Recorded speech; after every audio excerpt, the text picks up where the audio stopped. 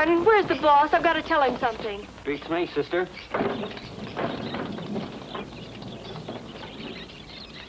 Oh, Mr. Murray, there's some people here to see you. Oh, hello, folks. Will you take a seat? I'll be right with you. Oh, George. Yes? Will you bring over those two temperamental actors? I want them to meet their public. We're making a picture with birds. Murder.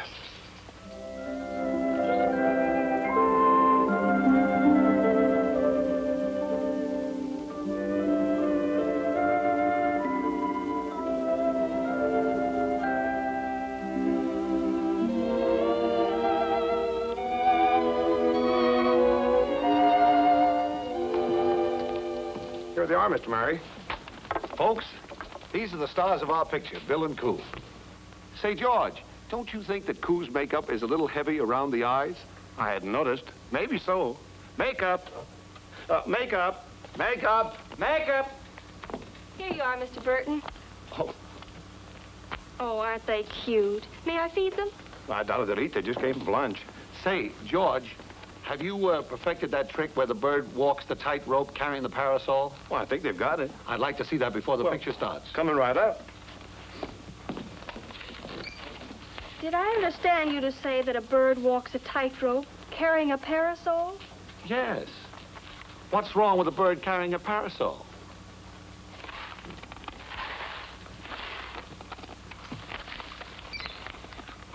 All right, Mr. Murray. The difficult part of this trick, in fact, almost any trick with a bird, is get them in position to do it. Because, believe it or not, even in their training, I never touch these little birds with my hands at any time. Now, this first little trick is much more difficult than most people will imagine. These little birds live in trees, crawl around always on solid objects, something they can grip with their feet and hang on with a little curved beak. Teddy always wanted to be a wire walker. I'll show you how good he isn't. He can't walk the top, but he does the next best thing. He crawls along the bottom and gets there just the same. That was very nice. Buddy is a wire walker, but he's a terrible ladder climber-upper, so I give him a head start. The parasol doesn't help any, but it looks a little better. Buddy, turn around and face the boss. That's okay with me. Let's start the picture.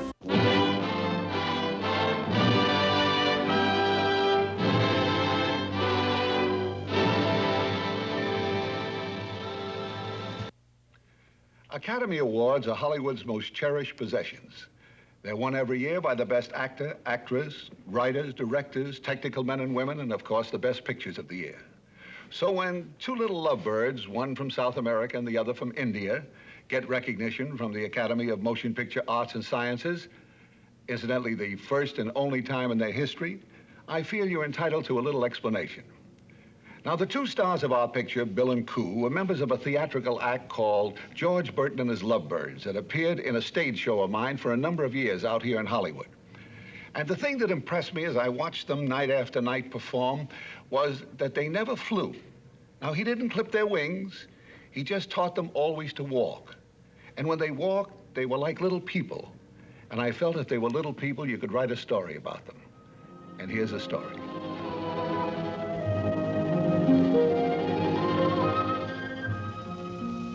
This is Chirpendale, a rustic little village nestled in the hills of a rolling countryside.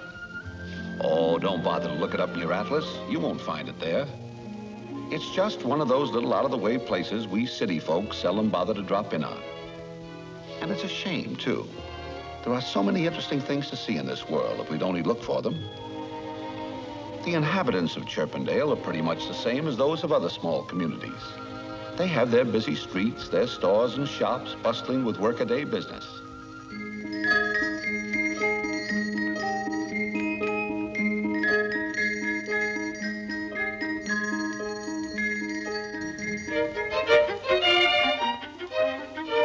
Of course, if you want to travel locally, just consult our hero, Bill Singer. He runs the town's taxi company. Bill is a hard-working young cabbie who is putting in long hours in order to save enough to ask his sweetheart, Coo, to become his wife.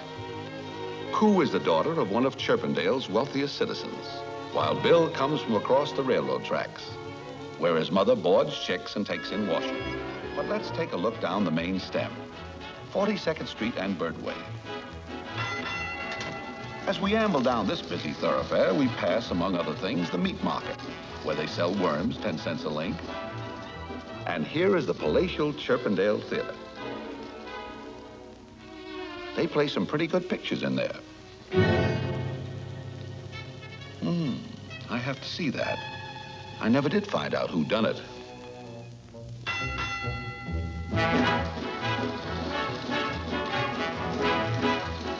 Down at the end of the street is Chirpendale's main hotel, the Riesner.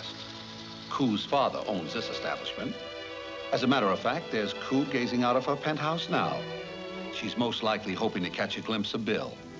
But he's most likely busy with his taxi. Sure enough, there's Bill taking the pawnbroker back to his office.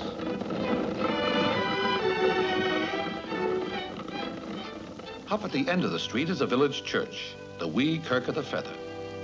This is where the lovebirds are married. And this is where the matches are made. For every love match she makes, she puts one in the fence. Beatrice is a pretty swell old gal. She takes care of everybody's troubles in town, including this young man. That's Johnny Loon. Folks call him the village idiot. There's his favorite actor. Johnny is peculiar, but Beatrice says there's nothing wrong with him except that he came out of a cracked egg. Toward the outskirts of town, we see the village school. Here is where the younger generation start their education as soon as they get their pin feathers. Their teacher is Professor Plato Spoonbill. He teaches that the world is shaped like an egg. Say, there goes the recess bell.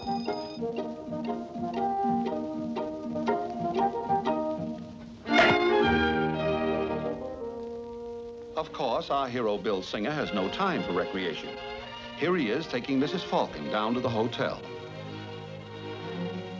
Her husband is the biggest lawyer in town. I guess that's why Chirpendale seems to be a lovely feathered utopia, where the fullness of life can be enjoyed happily and peacefully. A place where each individual can live contentedly beside his neighbor, shaping his own destiny with freedom from fear. But can he? No. The heavy footsteps of evil are ever lurking nearby, casting its dark, malignant shadow over the small metropolis. This sinister enemy, who has violated every law of decency, strikes terror into the gentle inhabitants of Chirpendale, and his name is only spoken in fearsome whispers. He is called the Black Menace.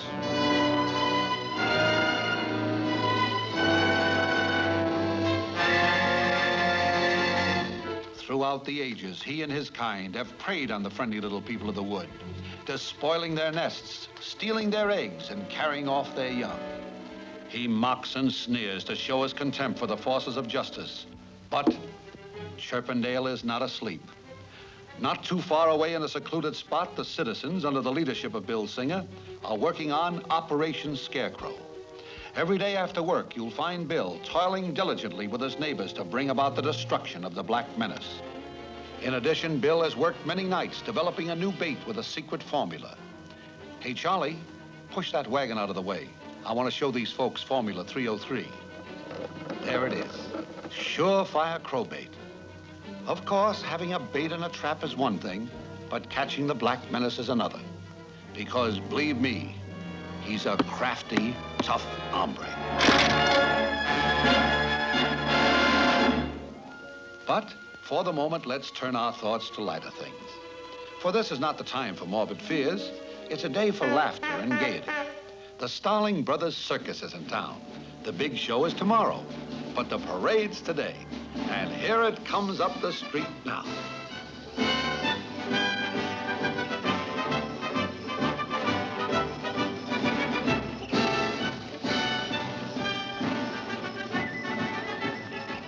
Oh, what a wonderful parade. Look, baby possums.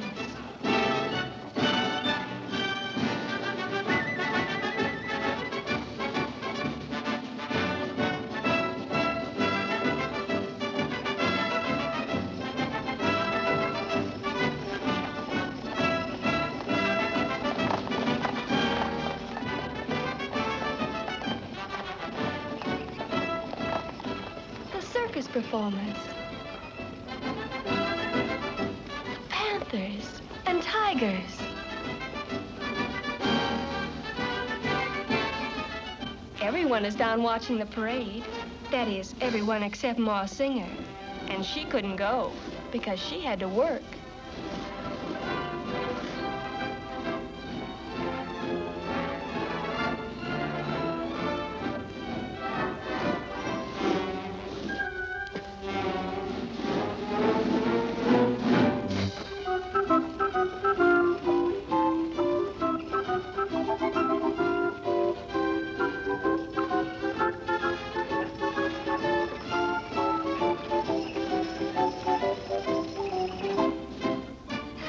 Christmas is early this year.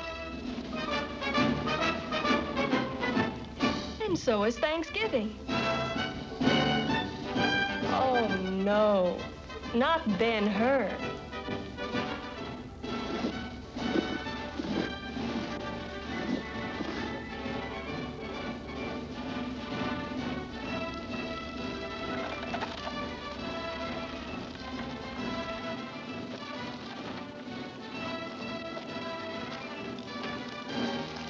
What's the matter, buttons? Break 'em. That's the way the laundry does.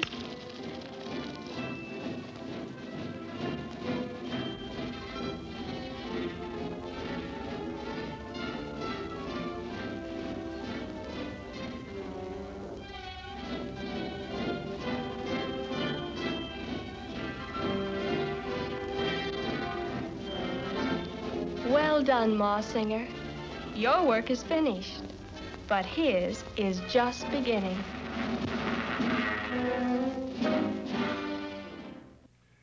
Well, it looks like all the inhabitants of Chirpendale are safely tucked away for the night. But remember what the man said. The heavy footsteps of evil are ever lurking nearby, casting its dark, malignant shadow over this small metropolis. See, that sounds like soap opera stuff, doesn't it? One of the things I always love to hear are the announcers on those shows. They're so dramatic, you know? Can't you just hear one of those fellas if he were announcing this picture? He'd probably pick up a script and he'd say, "And now, folks, that warm and wonderful time is here. Time for a brief pause in the morning's toil. Time to bring you the program that asks the question, can a poor boy from the wrong side of the tracks whose mother takes in washing find happiness with a girl whose father owns the biggest hotel in town?" For the answer to all these questions, stay tuned to this station and we'll find out right after this word.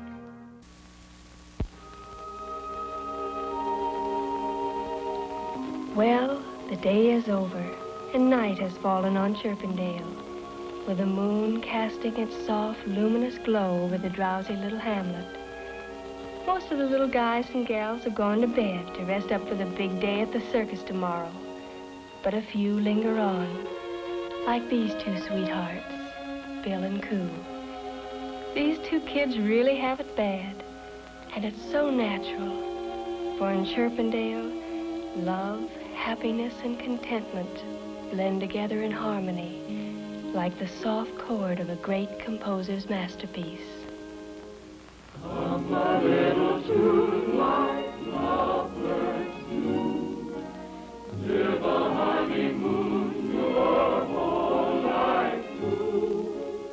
All your cares take wing if you can sing and learn to hear and coo. Every winter day will seem like June, and on cloudy nights you'll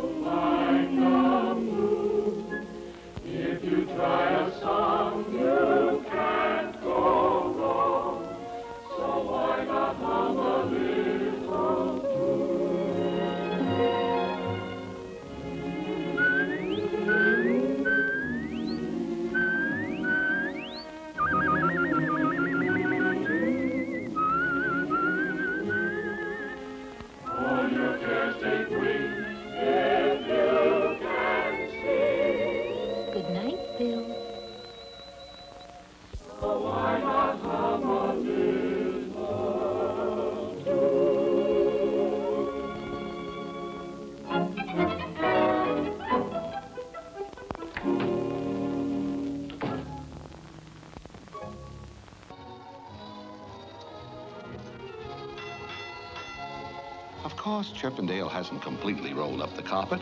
Up at the end of the street, the circus performers have taken over the juice bar, and the joint is really jumping.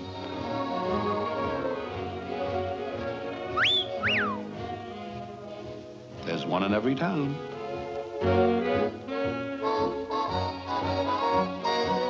And here is genial Willie the Warbler, our musical maestro of the mahogany. You name it, he'll mix it to the rhythm of your favorite tune. That's Slippy McCaw. He likes his root beer cold and his music hot. Hey, put on a hot record. When every birdie I meet is singing tweet, tweet, tweet, tweet, it makes me feel I want to tweet, tweet, tweet it too. When I go walking in spring and hear those love birdies sing, then I am sure I need a tweet, tweet, tweet it too. Outside my window there's a birdie on a limb, and when I see his lady cuddle up to him, I get so lonesome and blue, I feel like crying boo-hoo. because I feel I want to tweet, tweet, tweet it too. All the birdies I meet singing tweet, tweet, tweet. Chirp, chirp, chirp, twitter, tweet, tweet. Walk in the spring and I hear the birds singing tweet, tweet, tweet, tweet. I got a tweet, tweet it too. There's a birdie sitting high on a limb. He's got a lady cuddling him. 'Cause I feel I want to tweet, tweet, tweet too.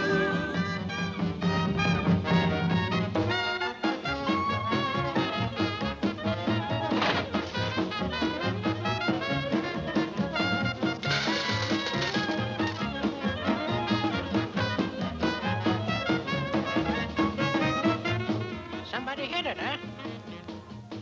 Yes, fortune seems to be smiling on Chirpendale tonight as the last of its weary citizens prepare to call it a day.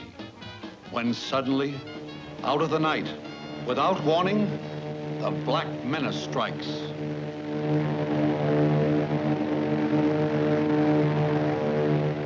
Cold terror grips the populace as it searches the sky with fearsome eyes. The civilian patrol is on the alert and rushes to his post to spread the alarm. The heavy drone of dark wings drowns out the lighter tunes of gaiety as the macabre shadow of the Black Menace dances over the main street of Chirpendale. One by one, the lights go out. In the darkness, the panic-stricken figures seek shelter from the awesome terror overhead. Theatergoers who but a few moments before were enjoying their favorite entertainment rush from the building hurriedly but orderly into their underground places of protection. As the last one leaves, the lights go out, each taking his turn as they go into the dugout, and thankful that they had made preparation for such a night as this. Huddled in the dark underground, wondering what will happen to them, and wondering if their loved ones are in danger. Will they be safe from this death in the sky? The warden makes a dash for the dugout to calm the fears of those under his protection. Well, this is it. The two night watchers keeping their lonely vigil give a final shriek of warning.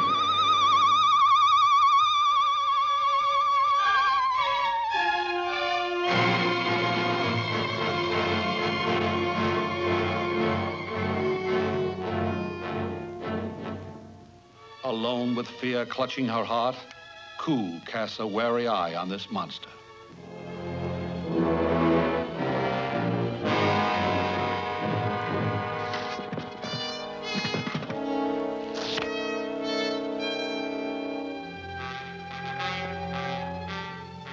As his eyes scan the words on the trapdoor, other eyes scan the Black Menace. In the shelter, the townspeople huddle mutely with blanched faces and taut muscles.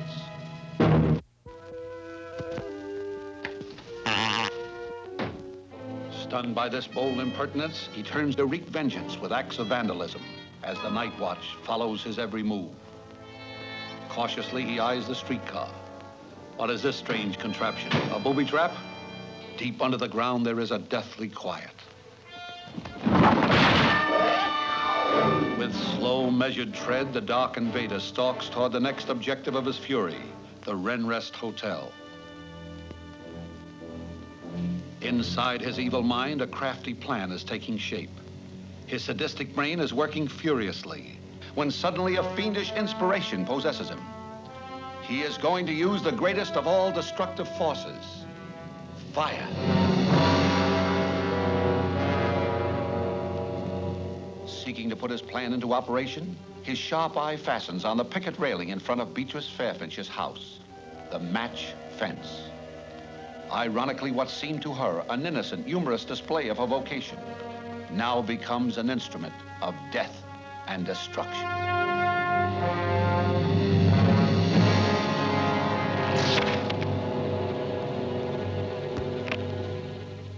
Having the match in his possession, he dashes for the hotel.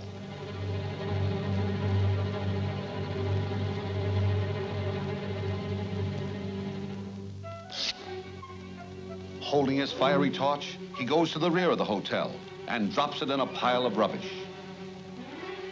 With his dastardly deed done, the Black Menace takes for cover.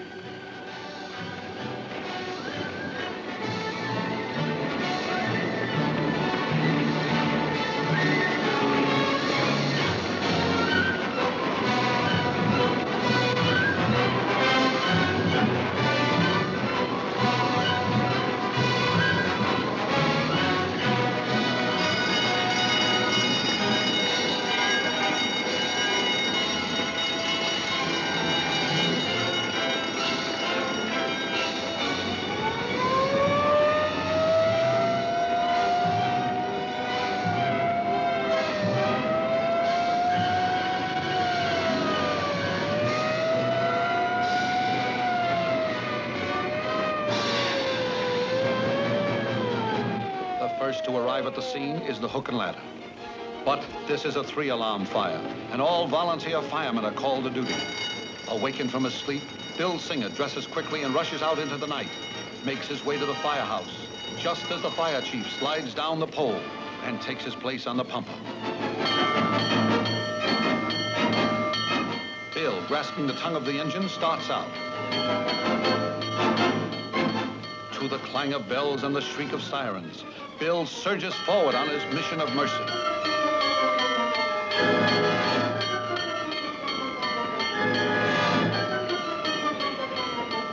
The hotel is now a burning inferno, but our hero grabs the hose and rushes in. Somewhere within this blazing furnace, Bill Singer is chopping through doors and walls to smother the flames with his torrent of water. And he is successful. Bill is getting the fire under sufficient control to allow the guests to make a dash from the entrance. Ma Singer, worried, rushes to the scene.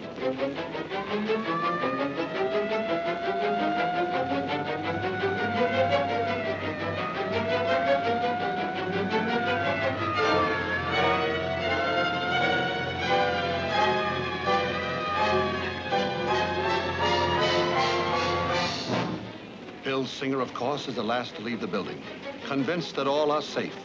But he is mistaken, for trapped on the top floor is his sweetheart, Koo. Stunned for a moment, Bill hurriedly talks things over with the chief, what to do. But there is no time to waste, for up there is the woman he loves. The decision is made. Up, up, up goes the tall ladder. Koo looks hopefully through her window, fully confident that her man will not fail her. As the ladder reaches the edge of the roof, Bill starts his perilous climb. The crowd below watches breathlessly. Step by step, Bill climbs up, up, up, and up to the woman he loves.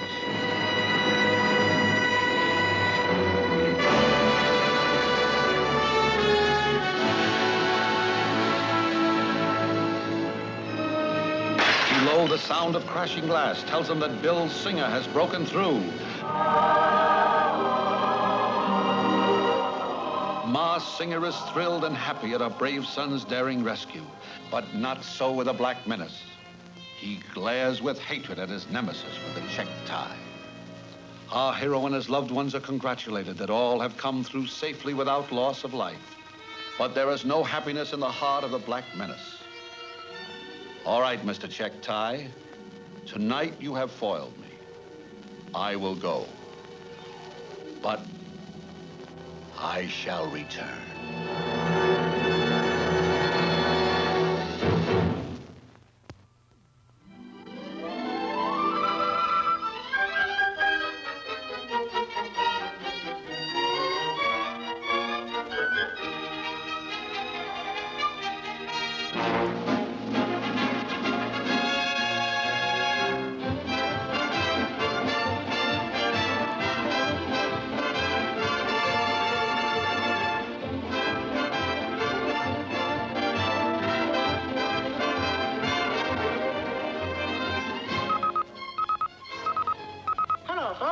This is your announcer, Wingy Chattermouth, bringing you an on-the-spot announcement of this gala occasion.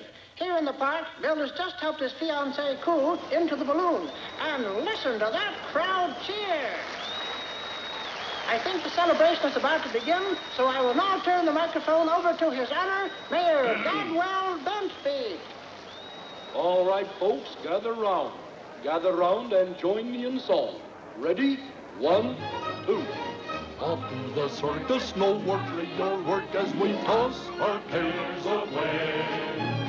What if it's crowded, the sky's never clouded on any circus day? We're proud of our sorrows and be glad in the day. Laugh at the clouds on parade, then we'll eat cotton candy and everything's dandy on Circus Day. Let us hurry, we're on our way. It's all so gay, let's shout hooray! Horace, be careful.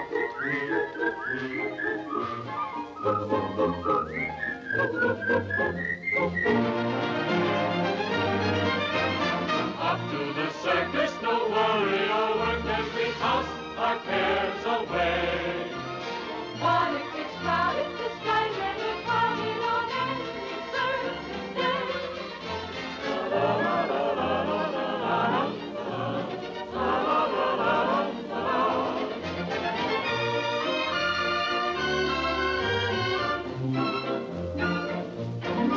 On the midway, the Ferris wheel, the kiddies squeal, the barkers feel.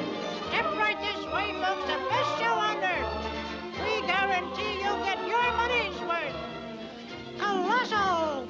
Sensational! Man-eating tigers and freaks, panthers gargantuous, chipmunks and bears, birds that blow bugles and monkeys in pairs.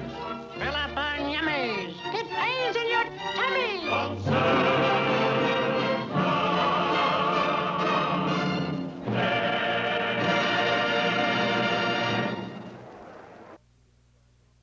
I'm sure you've all seen many three-ring circuses in your life, but I promise you've never seen one like the Starling Brothers Circus. So before we get our candy and popcorn and join Bill and Coo and their friends under the big top, I'd like to tell you something about the performance you're going to see. Now, it's not unusual in a regular circus to see an acrobat do a somersault or a bareback rider on a horse. But when the bareback rider is on a little guinea pig and all of the acrobats stand 2 inches in height, weigh less than half an ounce, and have only a teaspoonful of blood in them, you'll suddenly realize that you're witnessing some of the most fantastic things ever captured on film. Now, think for a moment.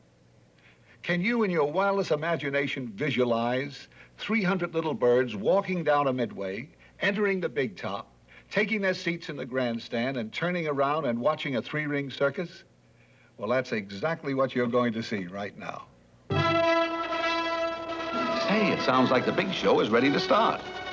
We'd better be getting into the main tent.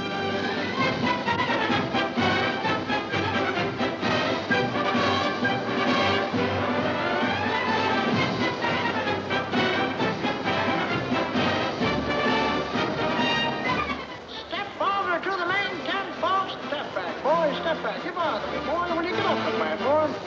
All those holding reserved seat tickets occupy the high back aperture, opposite ring number 1. As you can see, all Chirpendale has turned out for the circus. Even Ma Singer has arranged to go. She's advertised for a babysitter. There comes one now, a high school girl.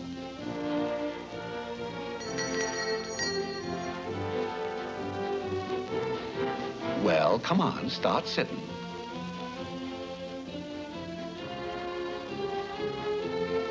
Off to the circus. So excited she forgot to take her apron off. The audience are all in their seats. Uh-oh. There's always one of these guys. And the funny part is they always find a seat. Well, just don't sit there. Move over. Take some and leave some. Bill and Coo enter their private box. Oh, not here, Bill. And the first act, Barrel House Egbert.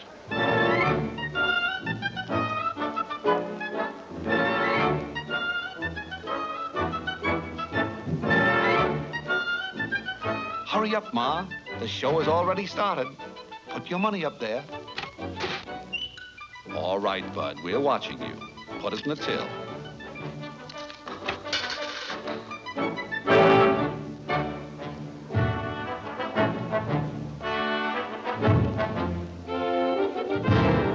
Hey, there's one more.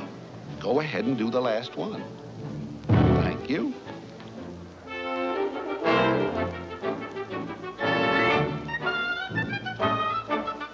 This is what they call rolling your own.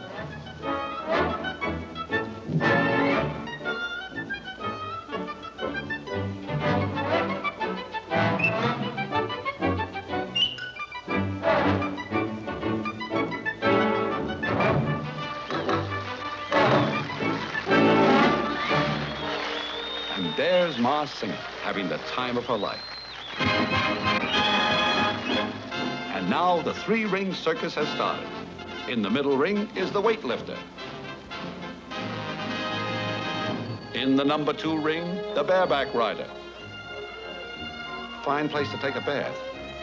Oh, well, the manager told him to clean up his act. And in the 3rd ring, a few stunts on the horizontal bar.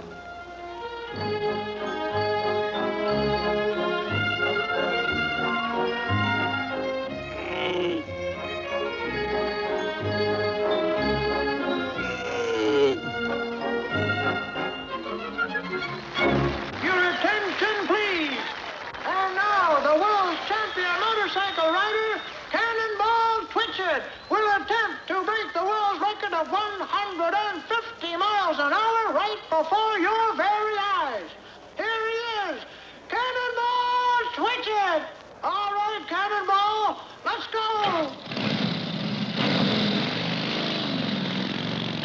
There he goes.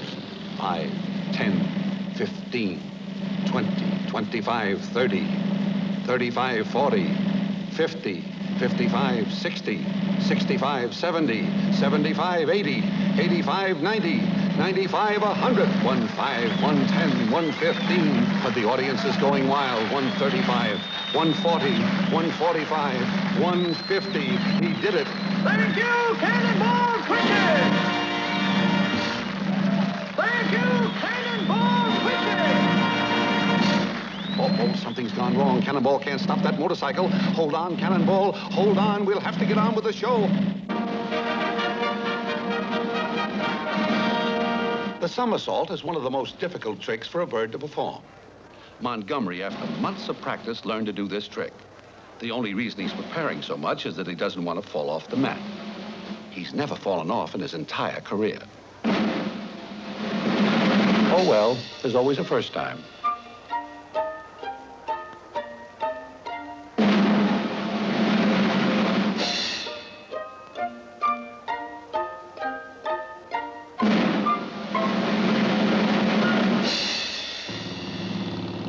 He's even got the cat doing it.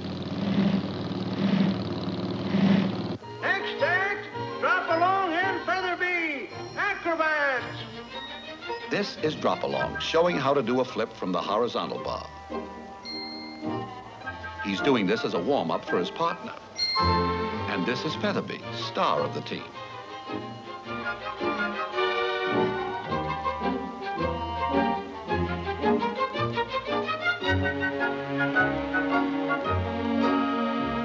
And here is Shorty, who handles the rigging. He believes that one good turn deserves another.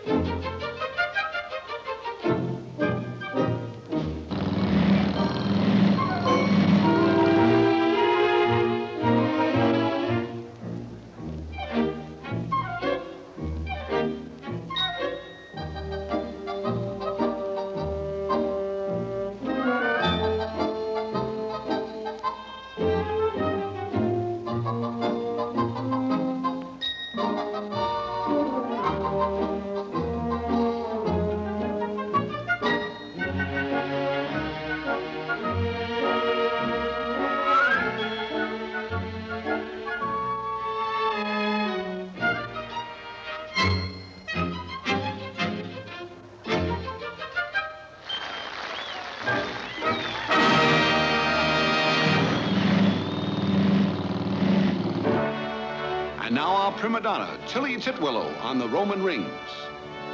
The young lady enters the center ring and climbs hand over hand up the rope.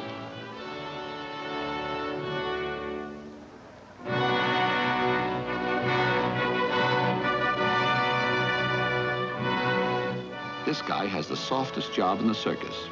He got it by pulling a few strings.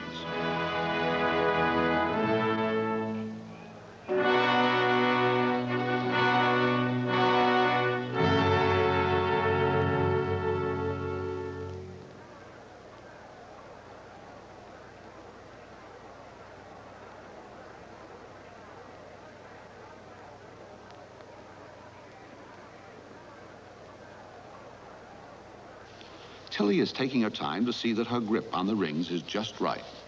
And I can't blame her. One slip would be fatal. After all, there's no net down there.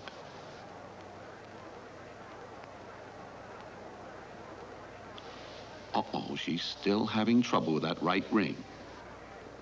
Here we go.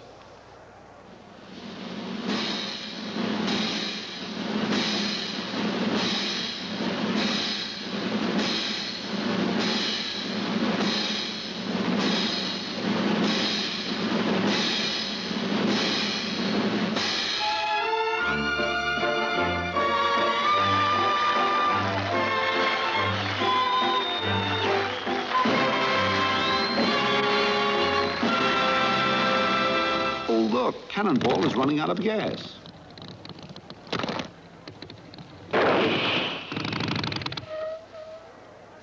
I'll bet Cannonball is plenty dizzy after that ride. He sure is. He's even got me doing it. And now the sensational Iron Jaw!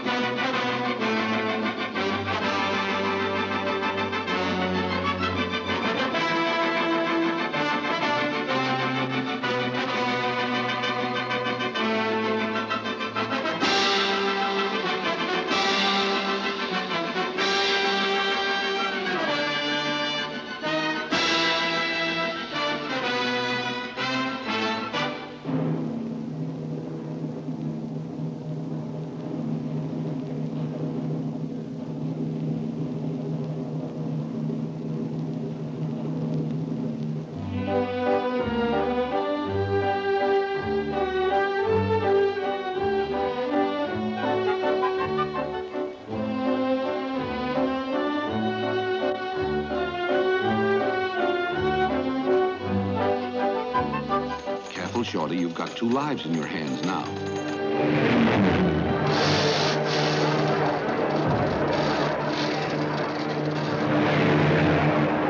Attention, everyone! Attention! Please keep your seats. Everyone, please remain in your seats. It's probably just the carrier pigeon coming in with the mail. Someone turn down those house lights and we'll go on with the show. I tell you, there is nothing to worry about.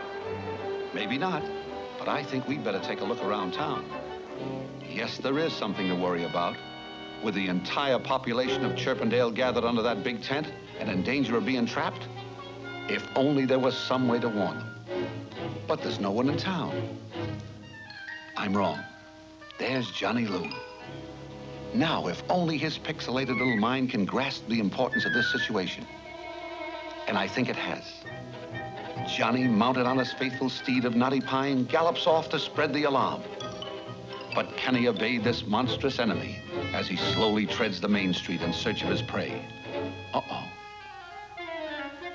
Taking no chances, Johnny races up the side street as the Black Menace turns and slowly retraces his steps to make sure he has overlooked nothing. Johnny, keeping close to the buildings, stealthily makes his way back and slips into the theater lobby just in the nick of time. As the big bully walks slowly by, Johnny shrinks back into the shadows. Don't move, Johnny. The slightest noise and you'll be a dead pigeon. Go ahead, Johnny. Go ahead. Make a dash for it. Who called this little fellow an idiot? Did he hear something? Don't let him catch you, Johnny. Spread the alarm.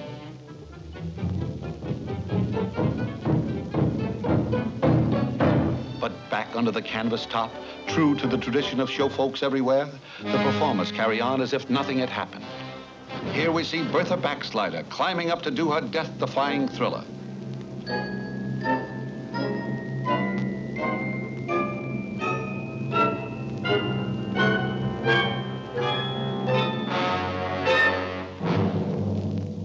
All eyes are glued tensely on this daring young lady as she reaches for the hook and starts the slide for life.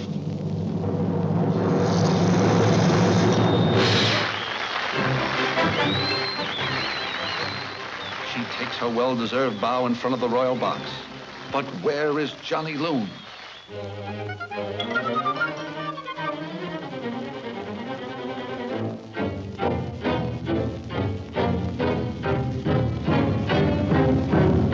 And still the performance goes on with Smokey Hazard, the Firebird.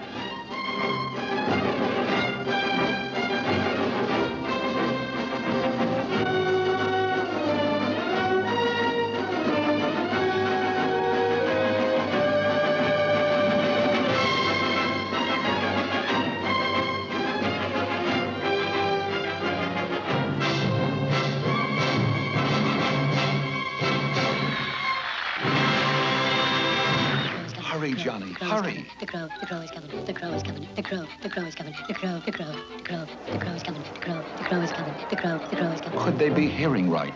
What was Johnny shouting? The crow is coming. The crow is coming. The crow is coming. The crow is coming. The crow is coming. The crow is coming. I gotta get out of here. The crow is coming. The crow is coming. The crow is coming. As the full impact of this fearsome message strikes the audience, a wave of frenzy sweeps over the vast arena. Where laughter and gaiety had reigned a few moments ago, there is nothing but chaos and pandemonium. The hysterical mob surges toward the exit, but escape is hopeless as the Black Menace blocks their way. Terror-stricken, they pour back into the canvas enclosure. Hey, wait for me! The animals have been aroused from their lethargy. Even the fox is all ears. While the dark felon takes time to enjoy his sinister victory, Bill's mind is working fast. He realizes that their only hope of averting disaster is to put Operation Scarecrow into action. But dare he try it alone? Faced with the most important decision of his entire life, Bill weighs the chances of his plan succeeding as confusion and hopelessness grip the villages. Bill's mind is made up. He kisses his sweetheart goodbye and goes into action. Impossible to leave by the main entrance, he slips out through a small opening in the side. Cautiously, he makes his way, using the cages as a screen. Watching his chance, he swiftly tiptoes by the Black Menace. Past his first danger, he knows he must work fast, while the arch-enemy of Chirpendale, still unaware of Bill's escape, puts fear into the hearts of his hapless captives. This boy is really scared. Koo tries bravely to keep up her courage as the imminence of danger lends wings to Bill's feet.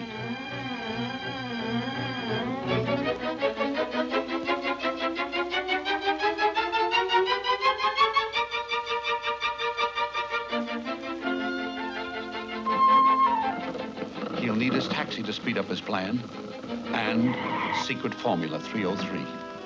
Time is the most important element, and he must make the most of it.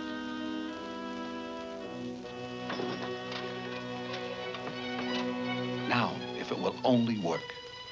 As the master plan begins to unfold, the Black Menace still parades his arrogance with a triumphant stride. Keep down there, bud. But how can he attract the crow's attention? Bill's mind is working furiously. An idea strikes him. Back under the tent, Koo vainly tries to comfort the unhappy creatures, as Bill, taking his life in his hands, decides to shoot off this ancient cannon to attract the Black Menace. Will it blow up in his face?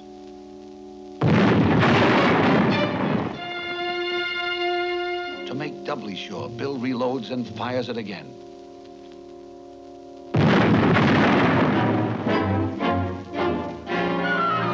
He's gone. He's gone. Let's get out. Inspired by the brave leadership of Bill Singer, the townspeople cast their fears aside and join in the chase. With the first step of his strategy accomplished, Bill starts back for his taxi as the Black Menace comes toward town. He's on his way toward Operation Scarecrow. What's he stopping for? Oh, he wants to be sure the crow sees him. Look out, Bill. Look out, he's coming.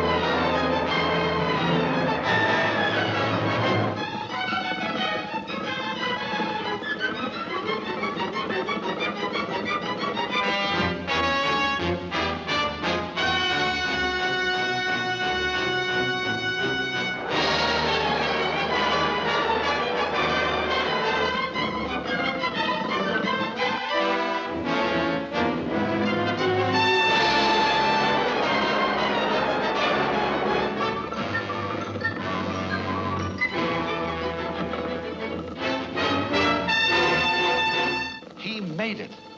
With the speed of light, Bill opens the bag of bait and climbs out through the rear. The Black Menace comes to a halt. He spies the bait. But will this crafty demon fall for a trick like this? Bill, not daring to breathe, watches tensely, hoping against hope that after all their effort, this plan will not fail. Will the militia ever come?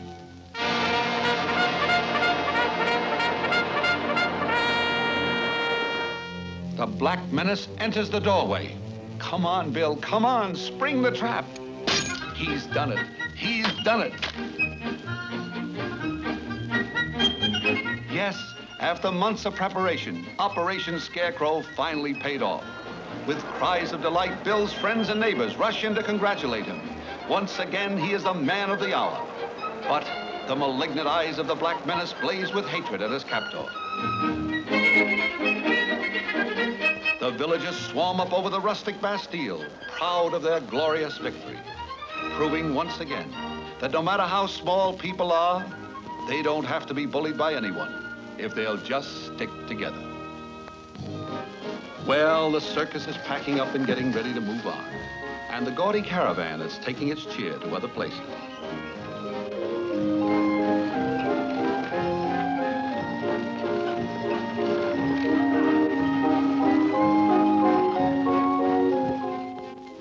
Naturally, like all true lovebirds, Bill and Coo were married. Coo in all her bridal splendor, Bill with his white tie. His Honor Mayor Bentbeek performed the ceremony. It was a quiet little wedding, just the family and a few friends. Of course, Ma Singer was there, wearing the same dress that she was married in years ago. What a thrill when Mayor Bentbeek said, "I now pronounce you bird and bird." It's over. It's over. Mr. Singer, please kiss the bride. Oh, Bill, don't. You're acting like a fool. Oh, that's embarrassing, Bill. Stop now. Please, Bill. Oh, Bill, please. Oh, now you're acting like a fool. Please, Bill. Oh, I was never so embarrassed in my whole life. Live a honeymoon your whole life through. Just like this.